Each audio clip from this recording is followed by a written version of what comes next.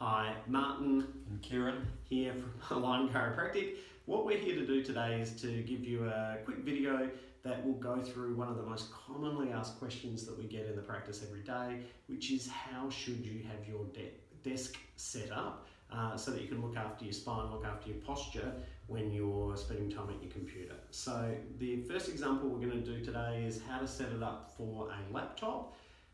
A laptop's always a little bit more of a compromise than a desktop because you can't separate the screen, but we're going to go through how you can set it up so that your posture is in as close to the optimal position as possible. So if we look, first of all, the first point that we want to do is make sure, we can't see this, but just take my word for it, Kieran's feet are flat on the floor. So we don't want crossed legs because it's going to create twisting and torsion through our pelvis and lower back and create tension there. We want to make sure that the height of the chair, if you've got a gas lift chair, is up high enough so that your hip is either level with your knee so that we've got a straight line there, or you want the hip slightly higher than the knees. What you don't want, because it's going to create a real curve in your back, is knees higher than hips. So first point, set up the gas lift so that you're at that height. Now, we also want to have, when we've got our hand on the keyboard there, we want to make sure that we have pretty close to a 90-degree angle here.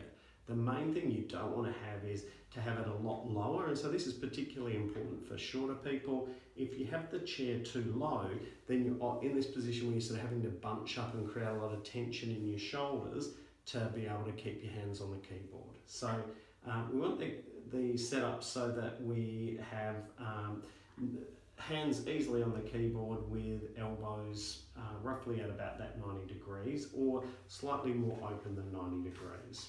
So we want to move our chair in or out so that with our hands comfortably on the keys, we've got our hip and shoulder lined up, because what we're really wanting to do here is have the big weight of our chest balanced over our hip. What we don't want to be is so far back that we start to do this kind of thing where there's a lot more tension on both the lower back and shoulders. And similarly, we don't want to be leaning all the way forward because it's going to tire our back. So nice comfortable position of the chair there. Then this is the bit where we always have the little bit of a compromise with the laptop, which is we want to get your head balanced over your shoulder. But if you're looking down at a screen on a laptop, that's always going to be a little bit tricky. So the idea with a laptop is make sure that you realise that you're always going to have a little bit of your head posture forward rather than balance the weight of your head over your shoulder.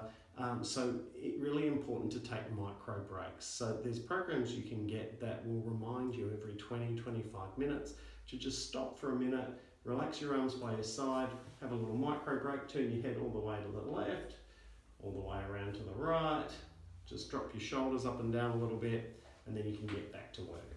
So there it is, a couple of key points that you can use to set up your desk for your laptop in the optimal position. Thanks.